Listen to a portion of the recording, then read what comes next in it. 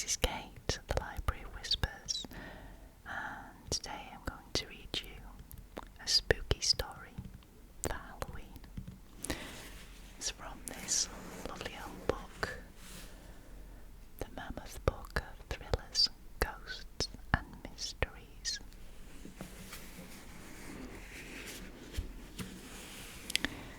So we're going to go all the way to the back of the book for this story.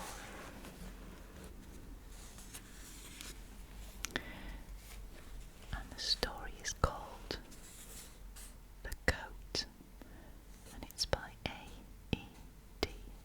Smith. So let's begin.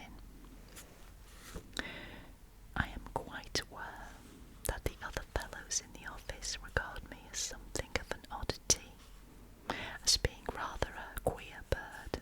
In fact, well, of course, a man who happens to be of a studious disposition, who dislikes noise and prefers his own company to that of empty-headed companions, and who, moreover, is compelled by defective vision to wear thick glasses, is always liable to be thus misjudged by inferior minds, and ordinarily I treat the opinion of my colleagues with the contempt it deserves.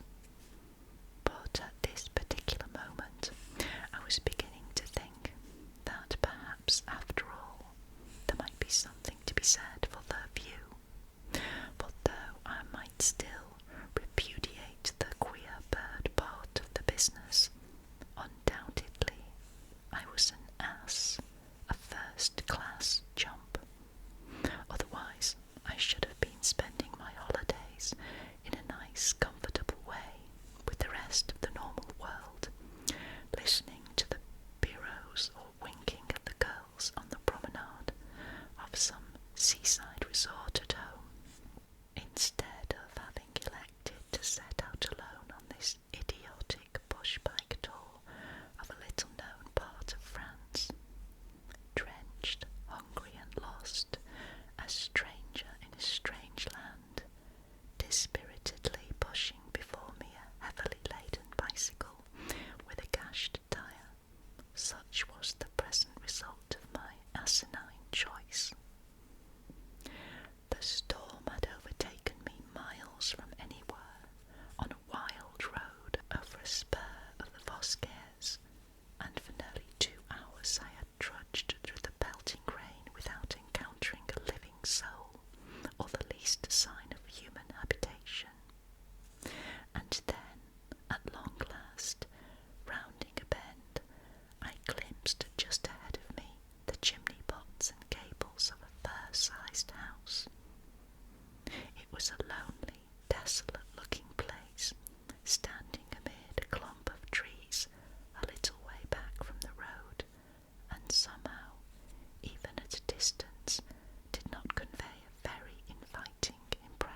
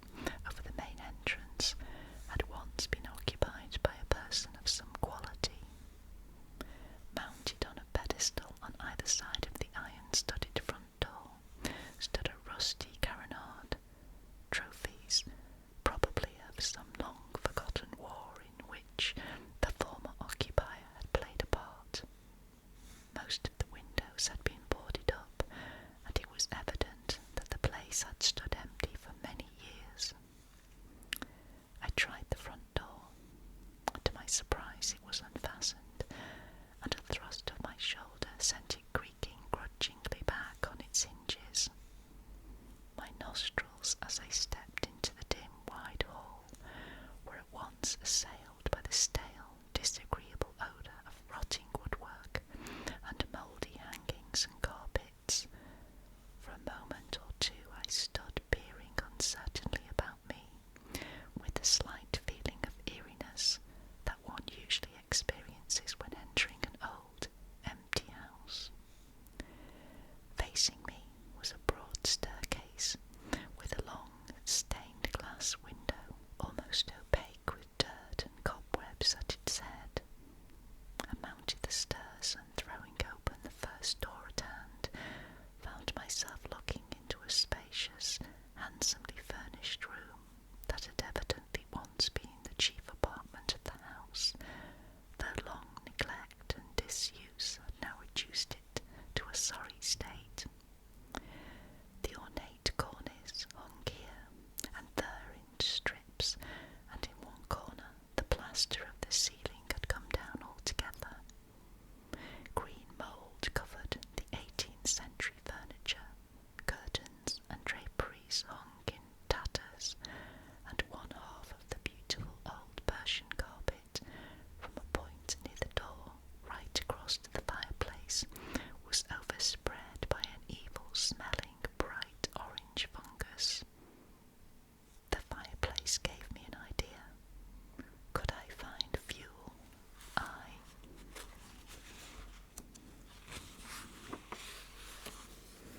might light a fire, make myself a hot drink, and get my clothes properly dried. A little searching in the outbuildings discovered a sufficient quantity of old sticks to serve my purpose, and with a bundle of them under my coat, I re-entered the house and briskly made my way upstairs again. But on the threshold of the big room, without quite knowing why, I suddenly checked. It was as though my legs, of their own volition, had all at once become reluctant to carry me further into the apartment, as if something quite outside of me were urging me to turn about and retreat.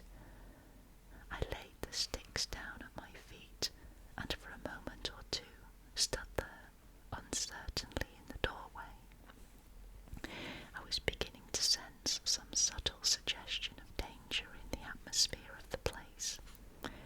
Everything was apparently just as I had left it, yet I had an uneasy sort of feeling that, during my brief absence, something evil had entered that room and left it again. I am neither a nervous nor a superstitious person, yet I found myself, a moment later, rather shamefacedly picking up my sticks and moving back towards the head of the stairs.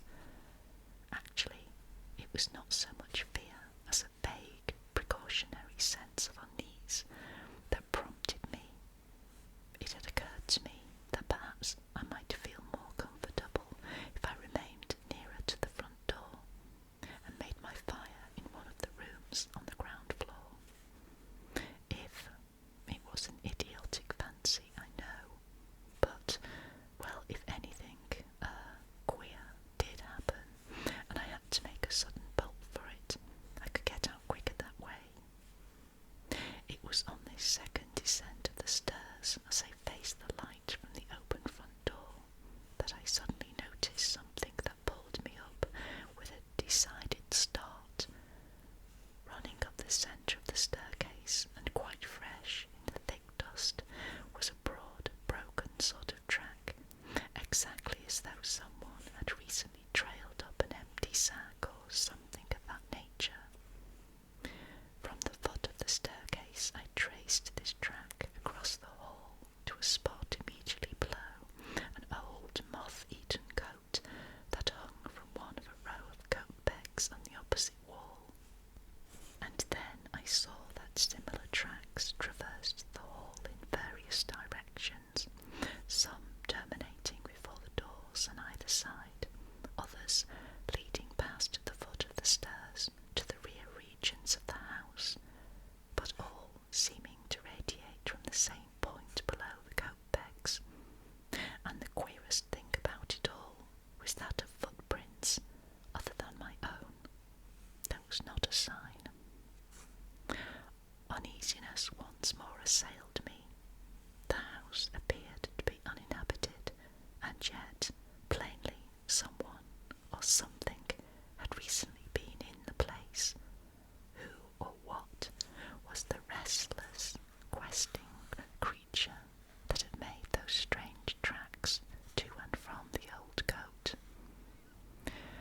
Was it some half-witted vagrant, a woman possibly, whose trailing draperies obliterated her own footprints?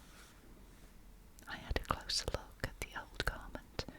It was a military greatcoat of ancient pattern, with one or two tarnished silver buttons still attached to it, and had evidently seen much service. Turning it round on its peg with a gingerly finger and thumb, I discovered that just below the left shoulder there was a round hole as big as a penny, surrounded by an area of scorched and stained cloth, as though a heavy pistol had been fired into it at point-blank range.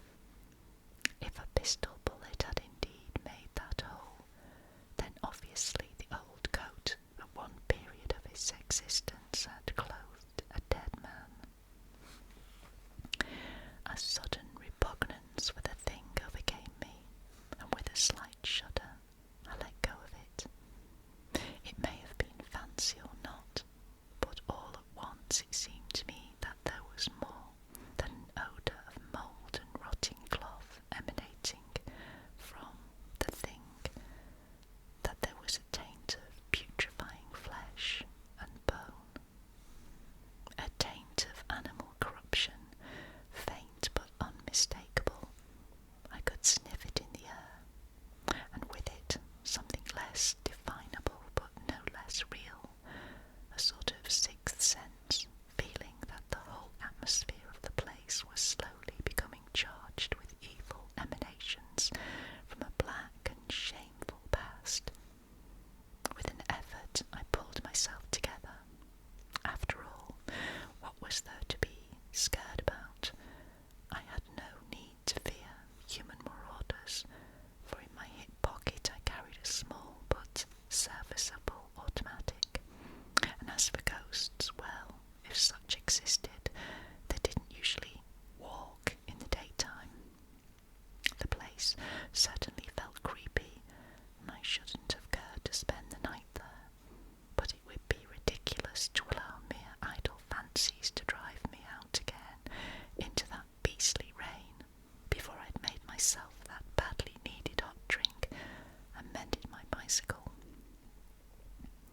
I therefore opened the door nearest to me and entered a smallish room that apparently had once been used as a study.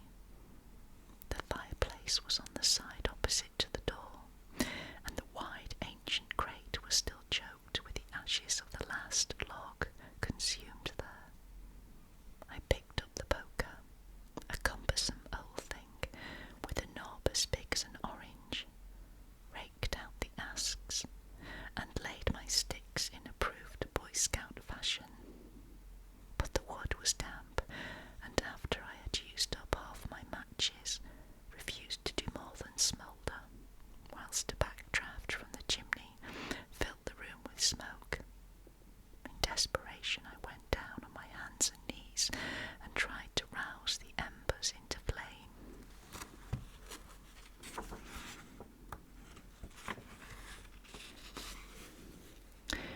By blowing on them, and in the middle of this irksome operation I was startled by a sound of movement in the hall, a single soft plop, as though someone had flung down a garment.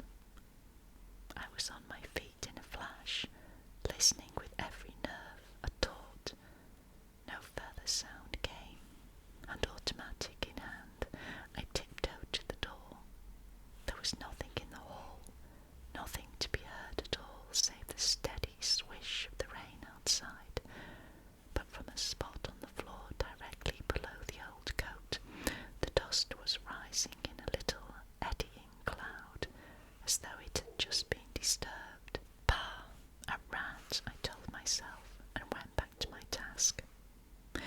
More vigorous blowing on the embers, more raking and poking, more striking of matches, and in the midst of it again came that curious noise, not very loud, but plain and unmistakable. Once more I went into the hall, and once more, except for another little cloud of dust rising from precisely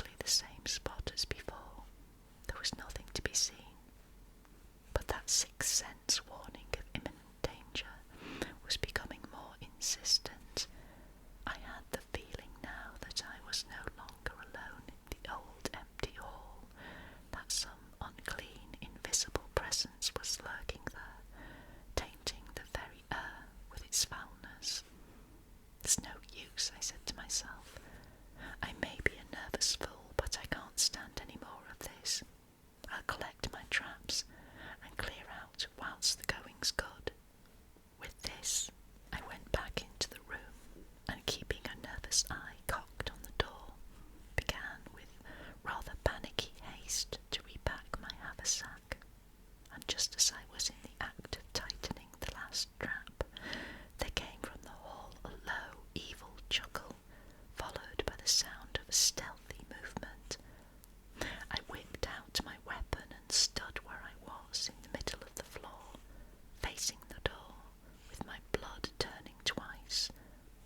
Through the clink between the door hinges I saw a shadow pass.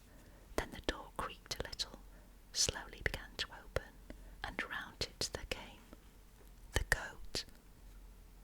It stood there upright in the doorway, as God is above me, swaying a little as though uncertain of its balance, collar and shoulders extended as though by an invisible wearer, the old musty coat I had seen hanging in the hall. For a space that seemed an eternity I stood like a man of stone, facing the thing as it seemed to pause on the threshold. A dreadful sort of hypnotism held me rooted to the spot on which I stood, a hypnotism that completely paralysed my body and caused the pistol to slip from my nerveless fingers, and yet left my brain clear. Mingled with my frozen terror was a feeling of deadly nausea. I knew that I was in the presence of ultimate evil, that the very aura of the hell-engendered thing reared there in the doorway was contamination, that its actual touch would mean not only the instant destruction of my body, but the everlasting damnation of my soul. And now it was coming into the room with an indescribable bobbing sort of motion, the empty sleeves jerking grotesquely at its sides, the skirts flopping and trailing in the dust, were slowly coming towards me, and step by step, with my bulging eyes riveted in awful fascination on the thing, I was recalling before it, step by step, with the